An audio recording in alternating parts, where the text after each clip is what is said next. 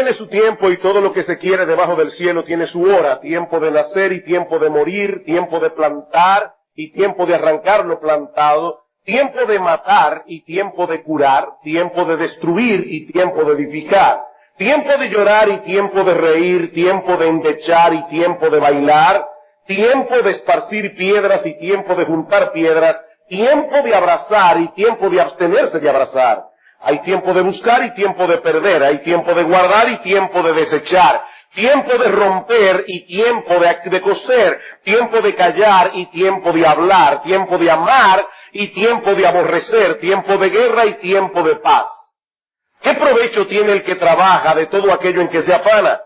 Yo he visto el trabajo que Dios ha dado a los hijos de los hombres para que se ocupen en él. Todo lo hizo hermoso en su tiempo y ha puesto eternidad en el corazón de ellos sin que alcance el hombre a entender la obra que ha hecho Dios desde el principio hasta el fin.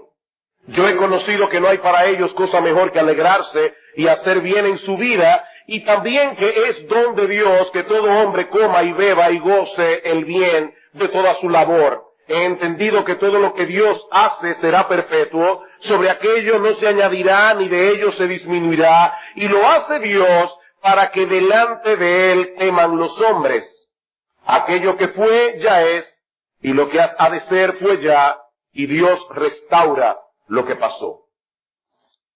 En el año 1988, el poeta inglés William Ernest Henley publicó un poema sin título que luego sería conocido como Invicto, y que no es otra cosa que un himno, una oda de exaltación al espíritu de lucha, al espíritu de resistencia del ser humano.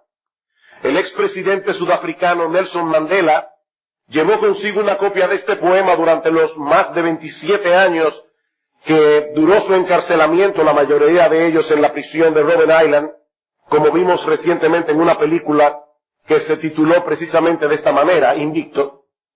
El poema dice en su última estrofa: no importa cuán estrecha sea la puerta ni cuán cargada de castigos la sentencia, soy el amo de mi destino, soy el capitán de mi alma. En otras palabras, en el carro de mi existencia, yo voy sentado en el asiento del conductor, no en el asiento del pasajero. Yo soy el amo y el capitán de mi vida. ¿Es realmente así? Mis hermanos y amigos, ¿es verdad que nosotros tenemos el control en nuestras manos? Bueno, Salomón responde esta pregunta en el capítulo 3 del libro de Eclesiastés que vamos a estudiar en esta mañana. Esta es una de las porciones más conocidas del libro y, por cierto, es una de las porciones más mal interpretadas. Este pasaje consta de dos partes. La primera, los versículos 2 al 8, es un poema que gira en torno a la idea del tiempo. La palabra tiempo se repite 29 veces en los primeros 8 versículos del capítulo 3 y una vez más en el capítulo 11. Y luego Salomón nos da algunas observaciones, de lo que él acaba de decir en el poema en los versículos 9 al 15. Ahora bien, ¿es este pasaje una exhortación para nosotros a hacer cada cosa en el momento apropiado, como mucha gente cree que este pasaje enseña?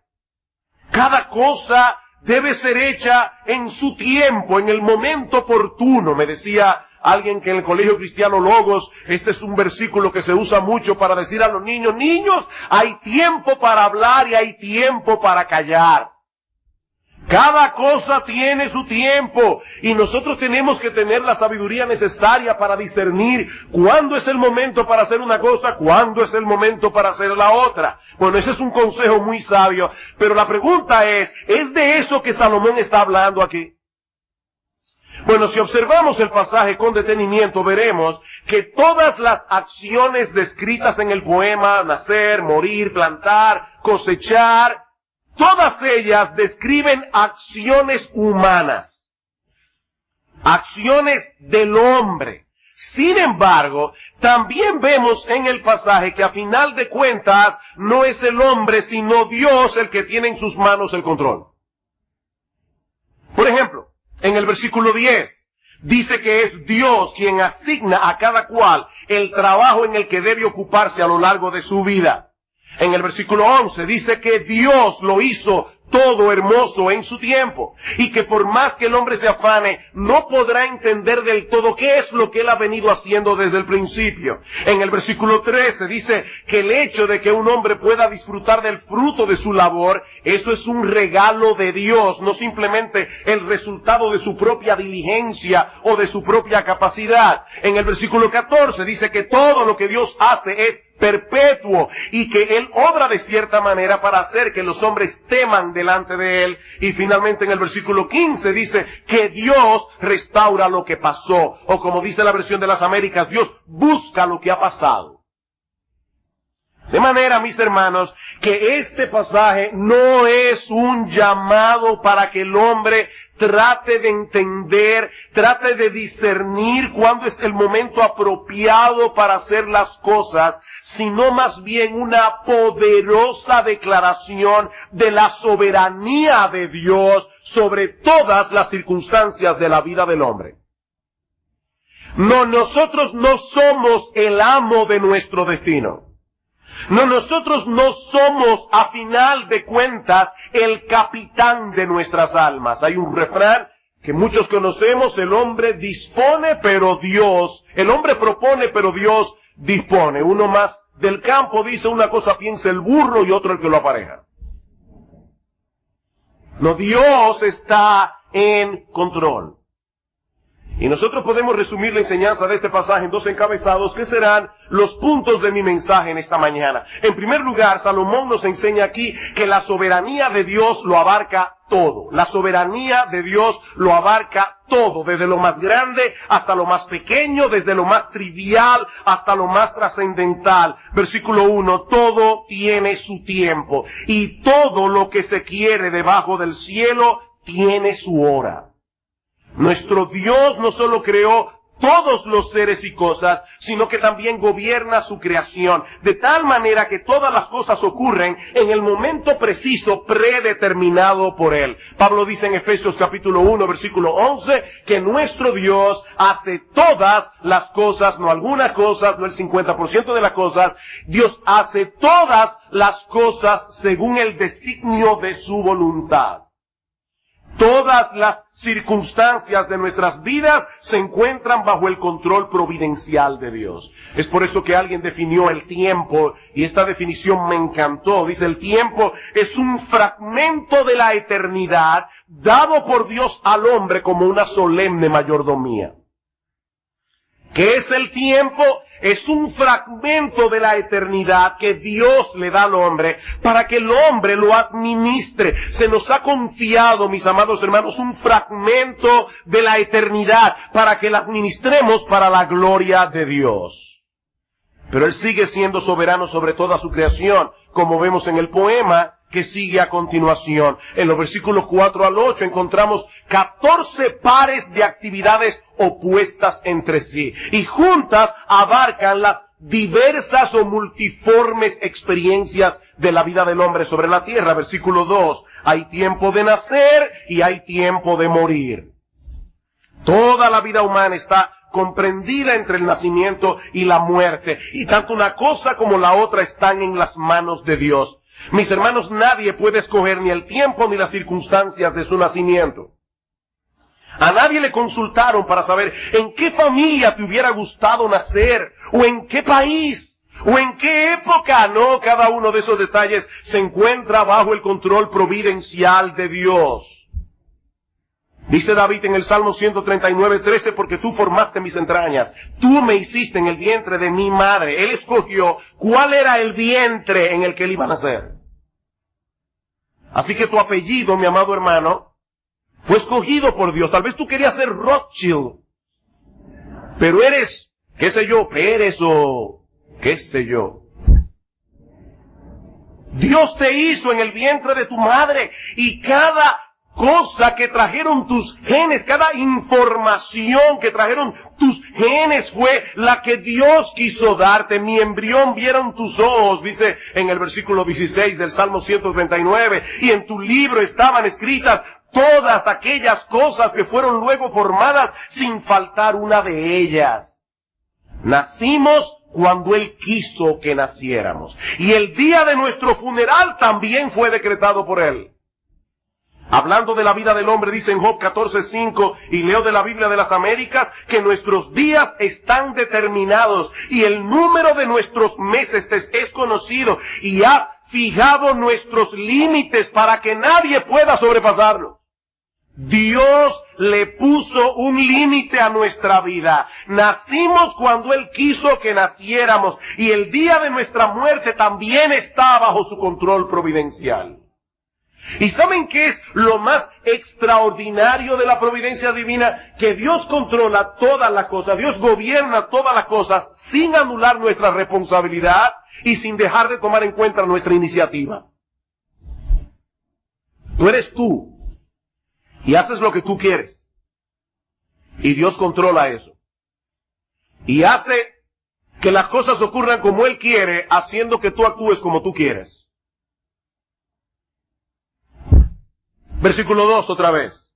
Hay tiempo de nacer y tiempo de morir, tiempo de plantar y tiempo de arrancar lo plantado. Hermanos, ¿quién es el que planta y quién es el que recoge la cosecha? El hombre, por supuesto, pero es Dios que le da la capacidad para hacerlo. Y es Dios el que determina si tu trabajo será fructífero o no. Aparte de que la siembra y la cosecha deben adaptarse a los ciclos de la naturaleza establecidos por Dios. De lo contrario, no tendremos fruto al final. Y Salmos capítulo 65. Salmo 65, versículo 9. Miren la visión que tenía el salmista de la soberanía, del control providencial de Dios. Dice en el versículo 9, visitas la tierra y la riegas, en gran manera la enriqueces, con el río de Dios lleno de aguas, preparas el grano de ellos cuando así la dispones, Dios hace que se empapen sus surcos, haces descender sus canales, la ablandas con lluvias, bendices sus renuevos. Tú coronas el año con tus bienes y tus nubes destilan grosura, destilan sobre los pastizales del desierto y los collados se ciñen de alegría. Todo eso lo hace Dios. Él es soberano. De igual manera dice en el versículo 3 que hay tiempo de matar, refiriéndose probablemente a la pena capital que Dios instituyó en Génesis capítulo 9, versículo 6. Hay tiempo en que Dios le ha dado al Estado la potestad de quitarle la vida a alguien, y hay tiempo de curar. Dos personas se enferman con la misma enfermedad, uno muere, la otra se cura. La pregunta es, ¿quién determina esto? Dice en Deuteronomio 32, 39 que Dios es el que hace morir y el que hace vivir. Yo hiero, dice Dios, y yo sano. También hay tiempo de destruir y tiempo de edificar. Nosotros vemos eso todo el tiempo. Algunas cosas son edificadas, otras son destruidas, y ninguna de ellas escapa al control soberano de Dios. Él destruyó la torre de Babel y Él le dio a Salomón la capacidad de construir el templo. Hay tiempo de llorar y tiempo de reír, tiempo de endechar y tiempo de bailar, dice en el versículo 4. En la providencia divina vendrán situaciones de gozo, vendrán situaciones de tristeza. Muchas veces te tocará reír y disfrutar de las cosas disfrutables de este mundo, mi amado hermano, amigo que estás aquí. Otras veces te tocará llorar y lamentar. Y tanto una cosa como la otra se encuentran bajo el control soberano de Dios. Dice en Lamentaciones capítulo 3, versículo 37, ¿quién será aquel que diga que sucedió algo que el Señor no mandó? De la boca del Altísimo no sale lo bueno y lo malo. De igual manera hay tiempo de esparcir piedras, hay tiempo de juntar piedras. La tierra de Palestina es una tierra muy pedregosa. De hecho hay una leyenda que dice que Dios le dio a un ángel un saco lleno de piedras para que la esparciera por el mundo entero, pero el ángel tropezó y la mayoría de las piedras cayeron en Palestina. Llena de piedras. Por lo que los agricultores tienen que limpiar el terreno, tienen que recoger las piedras antes de poder arar y plantar. De hecho, nosotros vemos en la misma Biblia que una de las estrategias que se usaban en tiempos de guerra era sembrar de piedras el campo del enemigo, para que no pudiera cosechar, dice en Segunda de Reyes, capítulo 3, versículo 19. Así que las cosas grandes, las cosas pequeñas están contempladas en el decreto de Dios. Hay tiempo de abrazar y tiempo de abstenerse de abrazar, como muchas veces los suegros tienen que recordarle a sus futuros yernos. Este no es el tiempo de abrazar, amigo, espere la boda. Hay tiempo para todo. Hay tiempo de buscar y tiempo de perder, dice en el versículo 6. Yo estoy seguro que la mayoría de ustedes ha tenido en algún momento de su vida que tomar la decisión de dar por perdida una cosa que se ha extraviado. La buscan, pero en un momento dado tuviste que desistir porque Dios decidió que siguiera perdida. No la vas a encontrar. ¿O no es así? Y muy relacionado con esto, dice al final del versículo 6 que hay tiempo de guardar y hay tiempo de desechar. Y alguien decía que este versículo nos da autoridad bíblica para vender todo lo que ya no se usa en casa. O para regalarlo a otro que lo necesite. No podemos retenerlo todo el tiempo. Hay tiempo de romper y tiempo de coser. ¿Y eso qué significa? Bueno, en los días de Salomón, las personas solían rasgar sus vestidos cuando estaban atravesando por un periodo de profunda aflicción. Así que lo que Salomón nos está diciendo allí es que vendrán momentos en que el duelo será lo apropiado. Hay momentos de rasgar las vestiduras. Hay momentos en que lo apropiado es el duelo. Y vendrá otros momentos en que tendremos que seguir adelante con nuestras vidas. Hay tiempo para rasgar los vestidos, hay tiempo para remendarlos. Hay tiempo de callar y tiempo de hablar. Tiempos en los que tendremos que esperar en silencio la salvación del Señor, en medio de una gran aflicción, como dice Lamentaciones 3:28. Y tiempos en los que tendremos que hablar y clamar. Hay tiempos de amar y tiempo de aborrecer. Hay tiempo de guerra y tiempo de paz. Ven, hermanos, que este no es una exhortación para que nosotros sepamos cuándo es el momento apropiado para hacer las cosas. Bueno, ahora es el momento de odiar. No. No, eso no es lo que el pasaje nos está enseñando. Lo que Salomón está reconociendo aquí es que las relaciones humanas también están contempladas en el control soberano de Dios. Hubo un tiempo en la historia de Israel en que ellos fueron aborrecidos y fueron esclavizados por los egipcios. Y hubo otro tiempo en que Dios movió el corazón de esos mismos egipcios para que favorecieran al pueblo de Israel y le dieran gratuitamente sus joyas. Hay tiempo de aborrecer y hay tiempo de amar. ¿Cuál es entonces la enseñanza de este pasaje, mis amados hermanos? Que nada, absolutamente nada, desde lo más grande hasta lo más pequeño, desde lo más trascendental hasta lo más trivial, nada escapa al control soberano de Dios. Su providencia lo abarca todo. Dice en Mateo capítulo 10, versículo 29, que ni un pajarillo cae a tierra sin la voluntad de Dios, y que aún los cabellos de nuestra cabeza están contados. Nuestro Dios no dejó el universo al garete, y mucho menos la vida del hombre sobre la tierra. Él es Rey de reyes, hermanos. Él es Señor de señores.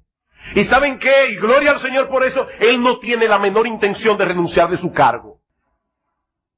Él seguirá siendo, por los siglos de los siglos, el amo de nuestro destino y el capitán de nuestras almas. A veces uno no lo ve y no parece, pero Él está ahí. Hace unos años el Señor nos concedió a mi esposa y a mí poder hacer un viaje en barco. Y saben que yo nunca vi al capitán, pero yo sabía que Él estaba ahí, porque el barco iba donde tenía que ir. Bueno, a veces nosotros no vemos a Dios, pero el capitán está ahí, hermanos. El capitán está ahí. Tal vez nunca lo veas, pero Él está ahí. Puedes estar seguro de eso. Ahora, la pregunta que debemos hacernos ahora es, ¿cómo se supone que nosotros debemos reaccionar ante esa realidad? Porque hay personas que pueden llegar a la conclusión que definitivamente Dios está en control, por lo tanto, la vida no vale la pena. No importa lo que yo haga. Dios es un tirano que está en el cielo y yo no puedo contra Él. ¿Cuántos de ustedes han escuchado o han leído la novela de Moby Dick? Moby Dick es una ballena blanca enorme. El capitán Ahab quiere matarla porque en un momento dado Moby Dick le quitó de una mordida a la pierna a Acab, y toda la novela de Herman Melville es el afán de este hombre de matar la ballena blanca. Lo que mucha gente no sabe es que Moby Dick no es en realidad una simple novela de aventuras. Moby Dick es un tratado filosófico. Herman Melville llegó a la conclusión de que Dios es soberano y no soportaba la soberanía de Dios. Y quiso escribir un ensayo acerca de esto. ¿Cómo yo me hago viviendo en un mundo en el que Dios es soberano y en el que yo no quiero someterme a ese Dios? Moby Dick no es otra cosa que una imagen del Dios soberano. Cuando Melville terminó esta novela, le escribió una carta a su amigo Nathaniel Hawthorne, autor de La Letra Escarlata, y le dijo: acabo de escribir una novela perversa.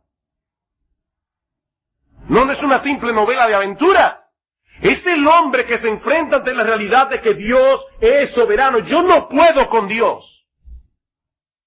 La pregunta es, ¿cómo debemos reaccionar ante la realidad de que todas las cosas que ocurren en la vida, todas las circunstancias de nuestra existencia están bajo el control soberano de Dios? Versículo 9. ¿Qué provecho tiene el que trabaja de aquello en que se afana? Si toda nuestra vida se desarrolla bajo los designios de la providencia de Dios, ¿en verdad podemos por nosotros mismos cambiar el curso de los acontecimientos y hacer que las cosas ocurran como nosotros queremos que ocurran? ¿De verdad tenemos esa capacidad? Dice en Eclesiastés capítulo 9, versículo 11, no es de los ligeros la carrera, ni la guerra de los fuertes, ni aun de los sabios el pan, ni de los prudentes las riquezas, ni de los elocuentes el favor, sino que tiempo y ocasión acontecen a todos dentro del marco de la soberanía de Dios. ¿Quiere esto decir que da lo mismo lo que hagamos en la vida o lo que dejemos de hacer, porque a final de cuentas será lo que será? No, mis hermanos. De hecho, en este mismo pasaje de Eclesiastés, capítulo 9, en el versículo anterior, el versículo 10, Salomón dice que todo lo que te viniere a la mano para hacer, hazlo según tus fuerzas. Y unos versículos más adelante dice que la sabiduría es mejor que las armas de guerra. ¿Saben por qué? Porque los hombres sabios tomarán buenas decisiones. Y las buenas decisiones suelen producir buenos resultados. Ahora, lo que este pasaje nos está enseñando, mis amados hermanos, amigos que están aquí en esta mañana, es que creer que las cosas dependen enteramente de ti, tarde o temprano te llenará de confusión y de angustia, porque nuestra vida depende de un montón de factores que nosotros no controlamos. Que no los controlamos. Un virus de gripe puede echar a tierra el plan mejor planificado. Un virus de gripe. No somos el capitán de nuestras almas. El destino de nuestra vida no está en nuestras manos. Mis hermanos, el punto al que Salomón nos quiere llevar aquí no es al fatalismo. Bueno, será lo que será, no.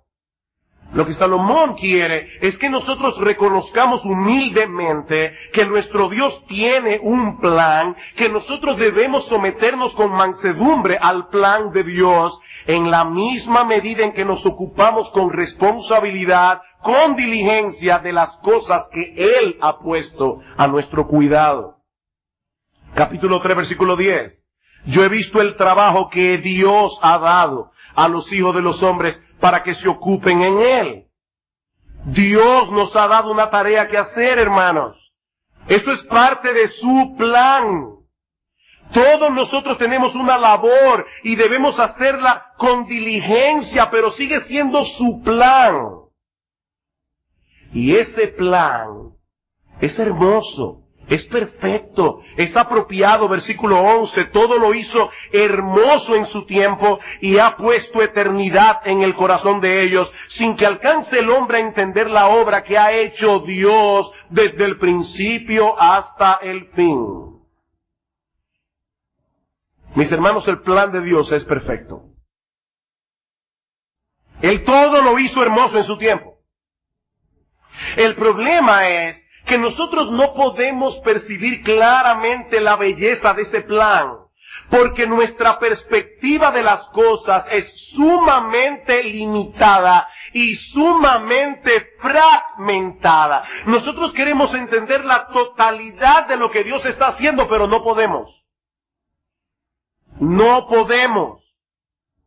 Es a eso que Salomón se refiere en el versículo 11, cuando dice que Dios ha puesto eternidad en el corazón de los hombres, pero aún así no alcanzamos a entender la obra que Él ha venido haciendo desde el principio.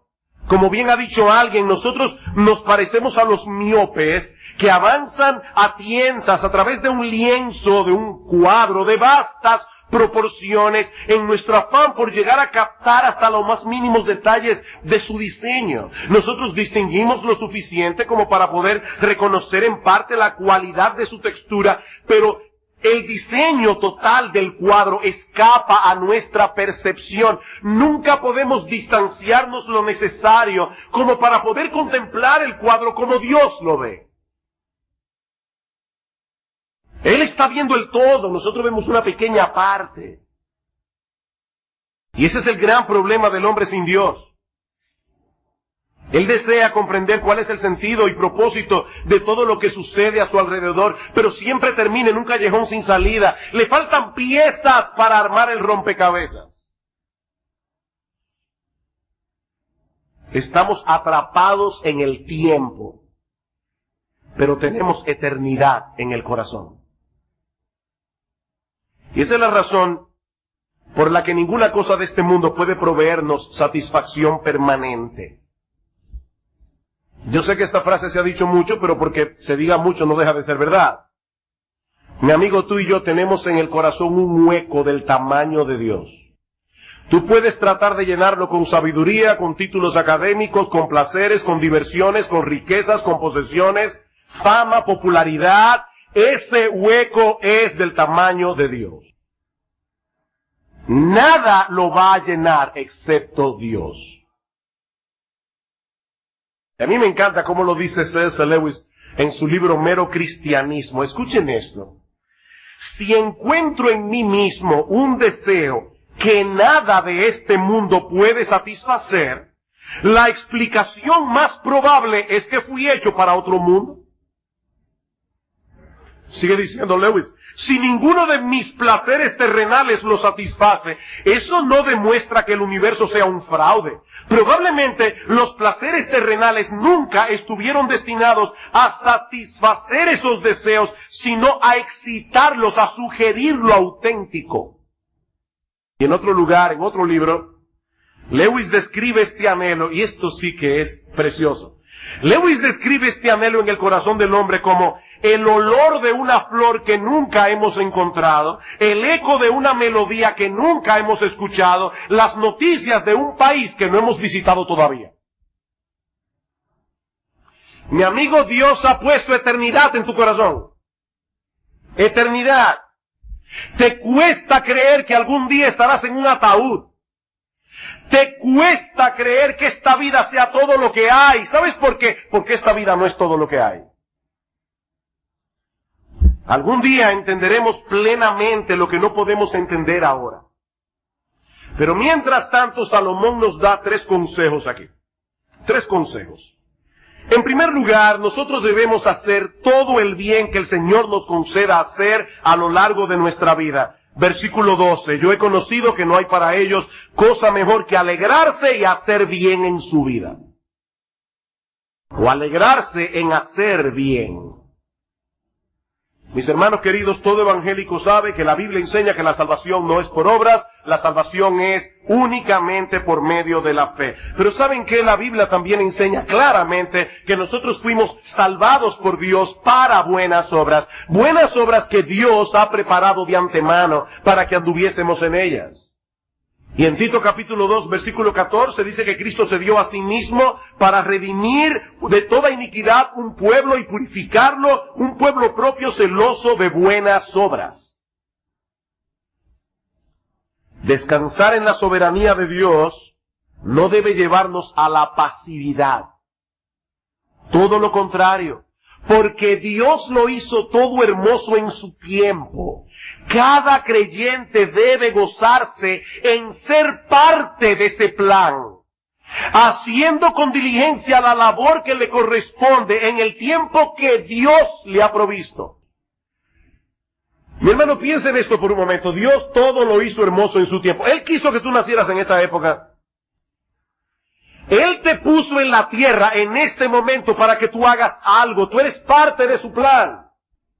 Eso no debe llevarte a cruzarte de brazos. Eso debe llevarte a querer hacer lo que Dios quiere que tú hagas. Dice en Daniel capítulo 11, versículo 32, que el pueblo que conoce a su Dios se esforzará y actuará. No es un pueblo pasivo. Se esforzará y actuará. Por otra parte, dice Salomón, debemos gozarnos en disfrutar las cosas disfrutables de esta vida mientras podamos disfrutarlas. Versículo 13, y también que es don de Dios que todo hombre coma y beba y goce el bien de toda su labor.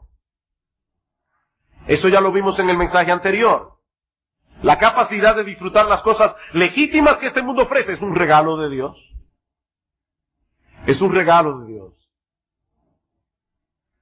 A veces voy en el carro y voy oyendo una buena música. Mucha gente sabe que yo soy un fanático de Johann Sebastian Bach. Hermanos, muchas veces me he visto a mí mismo llorando, escuchando a Bach, simplemente alabando a Dios y dándole gloria a Dios por haberle dado a ese hombre la capacidad de componer música tan hermosa y haberme dado la capacidad de poder oírla. Es un don de Dios, es un regalo de Dios. En vez de hacer un ídolo de esas cosas, que es lo que mucha gente hace, debemos alabar a Dios, debemos darle gracias a Dios por permitirnos disfrutarlas dentro de los parámetros establecidos por Él. ¿Recuerdan la historia de las dos muchachas? Sus novios están en el extranjero, cada 15 días llega el cartero con una carta del novio. ¿Recuerdan? Una de ellas siempre está ansiosa de que llegue el día 15 para recibir carta del novio. La otra también está ansiosa porque se enamoró del cartero. Ese es el problema de muchas personas, están enamoradas del cartero. Hermanos, las cosas que Dios nos permite disfrutar en este mundo son cartas de amor enviadas por Dios para que nosotros las recibamos con las manos llenas y demos gracias a Dios y alabemos a Dios por esas cosas. No para que hagamos un ídolo de ellas, no para que nos enamoremos del cartero. Y finalmente Salomón nos aconseja en este pasaje que dejemos a Dios ser Dios.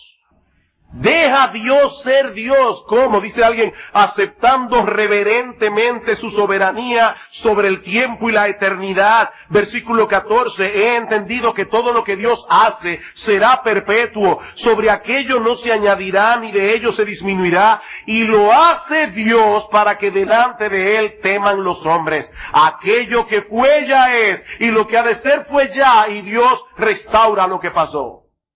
Este texto es clave para entender esta porción del libro de Eclesiastés y todo el libro. Lo que Salomón está diciendo aquí es que todo lo que Dios hace será perpetuo, en el sentido de que nadie puede alterar lo que Él ha decretado. Nadie puede alterar los decretos de Dios. Nada ni nadie puede frustrar sus planes. Dice Nabucodonosor en Daniel capítulo 4, versículo 35, todos los habitantes de la tierra son considerados como nada, y Él hace según su voluntad en el ejército del cielo y en los habitantes de la tierra, y no hay quien detenga su mano y le diga ¿qué haces? No hay ese que detenga la mano de Dios. Y Dios ha decretado que mientras dure la existencia del hombre sobre la tierra, tendrá que pasar por las mismas experiencias que el resto de los mortales ha tenido que pasar a través de la historia. Esta es la enseñanza del versículo 15. Permítanme leerles este texto desde la Nueva Versión Internacional. Dice, lo que ahora existe ya existía, y lo que ha de existir existe ya. Dios hace que la historia se repita. Así lo traduce la Nueva Versión Internacional. Dios hace que la historia se repita. Por eso decíamos en un mensaje anterior, esa cita de Malcolm Muggeridge que decía, las nuevas noticias no son más que las viejas noticias pasándole a nuevas personas. ¿O no es así? ¿Debemos entonces cruzarnos de brazos y sentarnos a esperar que las cosas sucedan? Por supuesto que no. Pero sí debe llevarnos esta enseñanza a someternos con mansedumbre al control soberano de Dios. Debemos someternos con mansedumbre y reverencia. Dice en el versículo 14 que Dios hace las cosas como las hace para que los hombres teman delante de Él. Miren, mis hermanos, contemplar a Dios ejerciendo su soberanía en el mundo, haciendo una obra extraordinaria que nosotros no entendemos del todo, eso debe llevarnos a postrarnos en reverencia, en asombro, en admiración delante de Dios. Pero ¿qué clase de Dios es este? ¿Qué clase de Dios? Mis hermanos, nuestro Dios está llevando a cabo un plan sumamente complejo. Y aunque muchas cosas que nos ocurren no parecen en el momento tener ni pies ni cabeza, ¿saben lo que va a pasar al final? Vamos a contemplar extasiados que ciertamente Él hizo todo hermoso en su tiempo. Él lo hizo todo hermoso en su tiempo. Tratemos de visualizar por un momento las repercusiones que tienen las acciones de los seres humanos. Imagínense que cada acción de un ser humano es como una piedra que cae en un estanque de aguas. Los niños que están aquí saben, ¿verdad?, que cuando tiramos una piedra en un estanque de agua, ¿qué pasa? Hay ondas que se forman, ¿verdad?, a partir de esas piedras. Y si tiramos más de una piedra, las ondas de una van a chocar con las ondas de la otra. Son innumerables las repercusiones que cada acción de cada ser humano tiene en la vida de otros. Y eso es algo de lo que nosotros mismos no estamos conscientes, pero vivimos afectando a otros. Vivimos afectando a otras personas, para bien o para mal. Ahora vamos a suponer que en vez de una piedra, sean 10 piedras las que han caído en el estanque. Y tratemos de visualizar cómo las ondas de estas 10 piedras interactúan unas con otras. Pero ¿qué tal si en vez de 10 fueran 100 piedras, o 1000 piedras, o 1.000.000 de piedras, o 6 billones de piedras en un estanque?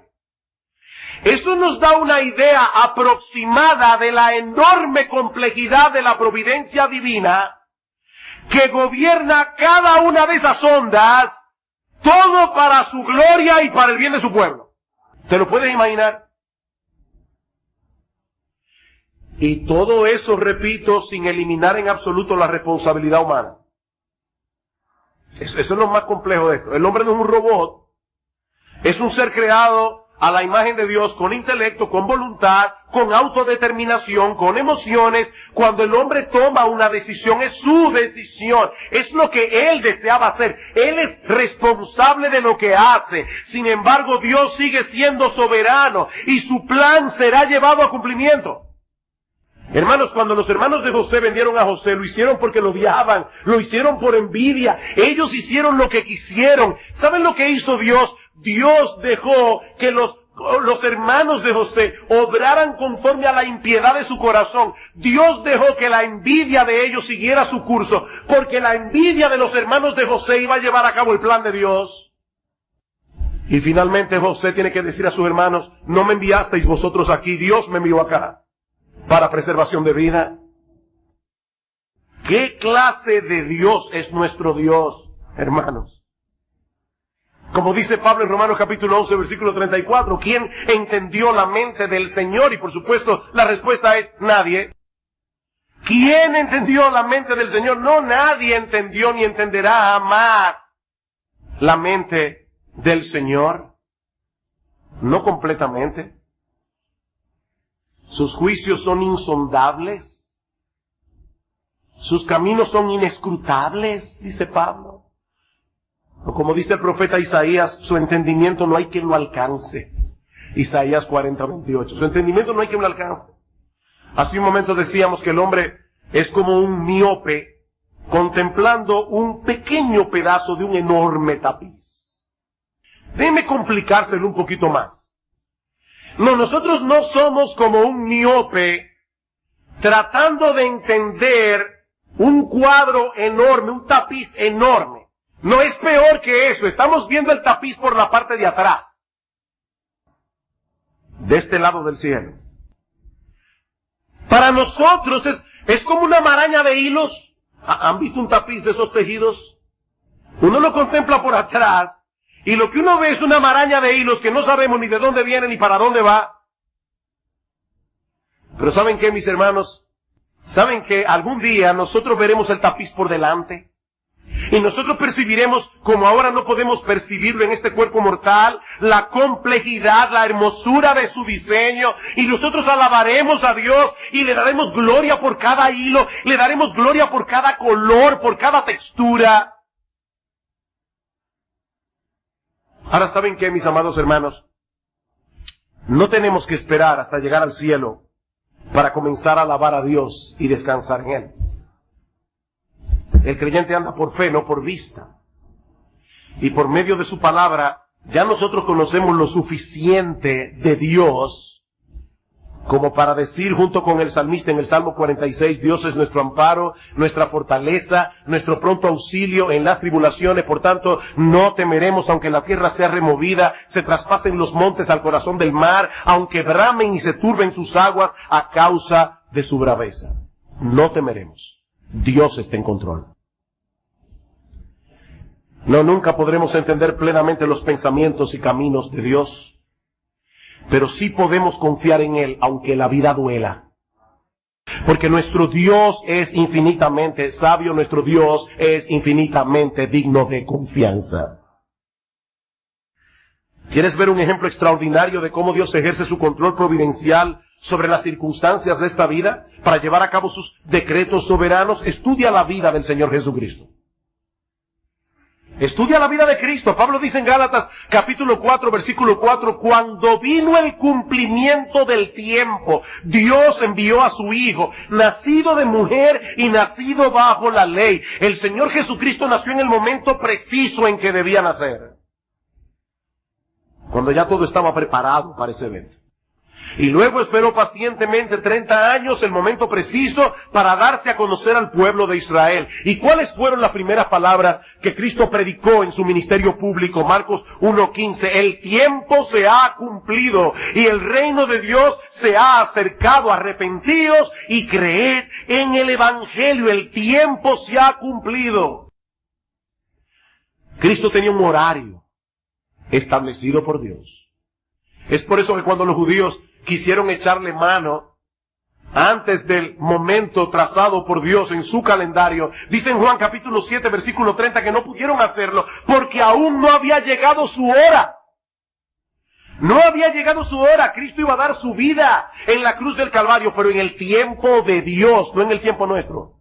Dice en Juan 13:1, que antes de la fiesta de la Pascua, sabiendo Jesús que su hora había llegado, ahí le lavó los pies a los discípulos y orando al Padre en Juan capítulo 17, versículo 1, dice el Señor, Padre, la hora ha llegado, glorifica a tu Hijo, para que también tu Hijo te glorifique a ti. Es por eso que Pablo dice en Romanos 5:6 que Cristo a su tiempo murió por los impíos. A su tiempo. Conforme a ese calendario divino, resucitó de los muertos al tercer día, ascendió a los cielos, está sentado a la diestra de Dios. ¿Y saben qué, mis amados hermanos? En el momento preciso Jesucristo volverá. Volverá. 1 Timoteo capítulo 6, versículo 13. Me encanta este pasaje. 1 Timoteo capítulo 6, versículo 13. Timoteo, te mando delante de Dios que da vida a todas las cosas y de Jesucristo que dio testimonio de la buena profesión delante de Poncio Pilato, que guardes el mandamiento sin mácula ni reprensión hasta la aparición de nuestro Señor Jesucristo, la cual a su tiempo mostrará el bienaventurado y solo soberano Rey de reyes y Señor de señores. Jesucristo volverá y volverá a su tiempo. Queridos hermanos, nosotros podemos confiar en el Señor. Y podemos dejar en sus manos las circunstancias de nuestra vida porque Él sabe lo que Él está haciendo. Él sabe, y Él sabe cuándo es el momento apropiado para llevar a cabo cada cosa. A veces nos da la impresión de que Dios está tardando demasiado. Es lo que pasa. No, mis hermanos, nuestro Dios nunca llega tarde. Nuestro Dios nunca llega tarde. Él lo hace todo hermoso en su tiempo. En su tiempo. Dice el salmista en el Salmo 34:1, bendeciré a Jehová en todo tiempo. ¿Por qué? Porque sabemos que Él está en control. Sabemos que no importa la situación por la que estemos atravesando, Dios sabe lo que Él está haciendo. Podemos bendecir a Jehová en todo tiempo. Mas yo en ti confío, dice David en el Salmo 31, en tu mano están mis tiempos. Wow, en tu mano están mis tiempos. Aún el tiempo de endechar, aún el tiempo de llorar, aún el tiempo del duelo, aún el tiempo de rasgar los vestidos. En tu mano están mis tiempos. Y ahora yo te pregunto, mi amado hermano, mi amada hermana, ¿tú confías en el Señor? ¿Tú confías en que el Señor está en control y que algún día todas las cosas incluidas en su plan soberano redundarán para su gloria y para el bien de tu alma? Aún aquellas que ahora mismo te parecen que no tienen ni pie ni cabeza. ¿Puedes tú esperar pacientemente la salvación del Señor? Y orar al Señor, y orar al Señor, un día, una semana, un mes, un año, 10 años, 20 años. En estos días leí una cosa sorprendente. John Flavel, un gran ministro puritano, predicó un sermón en una iglesia y le oró al Señor: Señor, yo quiero que este sermón salve a algunos. Había un jovencito sentado en la iglesia con 15 años de edad, que no prestó para nada atención al llamado del Evangelio en ese momento. Vivió una vida perdida, completamente perversa. Llegó a los 100 años de edad. Y cuando ese jovencito tenía 100 años de edad, recordó vívidamente ese sermón que había escuchado a los 15 años, 85 años atrás, y se convirtió al Señor. Esa oración de Flavel fue respondida en su tiempo. En su tiempo.